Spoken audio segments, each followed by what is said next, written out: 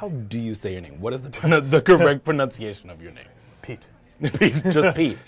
Yeah, no, it's Pete Buttigieg. Pete Buttigieg is not your average 2020 presidential candidate. He's the mayor of South Bend, Indiana, a city of just over 100,000 people. And if he won the Democratic nomination, a long shot, he'd be the first openly gay nominee for a major party and the first millennial in an ever-growing list of popular senators. You have a right to get into a doctor's office. I feel a sense of responsibility to stand up and fight for the best of who we are. And current and former governors and members of Congress. Let those differences not define us or divide us. Buttigieg is beginning to see his star rising on the left lately. In a new Quinnipiac poll, he's ahead of Cory Booker, Amy Klobuchar, and nearly a dozen other Democratic contenders. We caught up with the mayor when the book tour for his pre-election memoir, Shortest Way Home, made its way to D.C. Tell people why you should go from mayor of a city of people of 102,000? Just about, yeah. To president. Well, this is a moment that I think calls for non-traditional paths to be in the national conversation. Look, I get that it can look audacious to talk about going from one level to another level.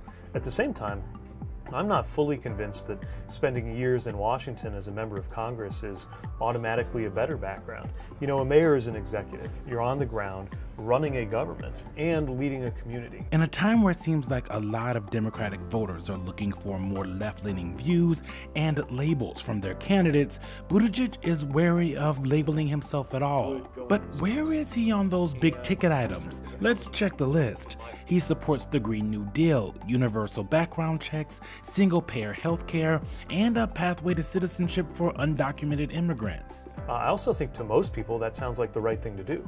In other words, in the Washington conversation or in the way this is covered in media, these positions are characterized as rather far to the left. I believe that I'm espousing pragmatic positions that point you toward a direction that, to agree with you partly, is considered progressive these days. For Buttigieg, not being in the national spotlight for that long has been a benefit. He's introducing himself, leaning on his revitalization of South Bend to prove he can bring some economic prosperity to the Rust Belt in a time where Democrats are accused of being tone deaf on issues in the Midwest.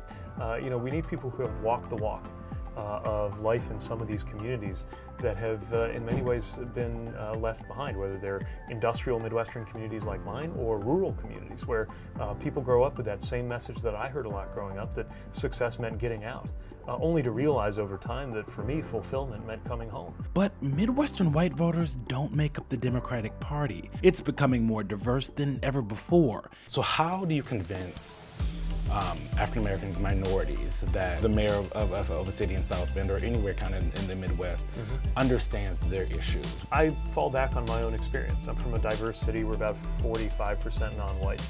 I don't think that it would have been possible for me to win even African American majority districts in South Bend if I hadn't learned how to engage people from every background. Look, the concerns in particular of black and brown voters right now deserve a place front and center in the debate about where the American Democratic Party is going to go. Not only because of any individual constituency, but because of right and wrong. Mika on Morning Joe called you the Mr. Rogers of yeah. the Democratic Party. I think I'm going to lean into that. Yeah, I think you go with that. You got the thing. sweater already. I think go with it. So how do you continue to stay nice as all of this is going through when you're debating, if you were to debate with President Trump? I believe that contrast is the biggest thing. And I believe if we are in any way emulating this president, we're playing his game and we're already losing. Look, I'm comfortable hitting back when hit. I'm comfortable dealing with bullies. I'm comfortable dealing with incoming fire.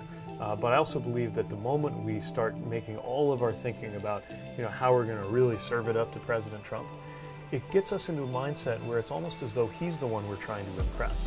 Do you really think that America, in its current state, is ready for a gay president? I think there's only one way to find out.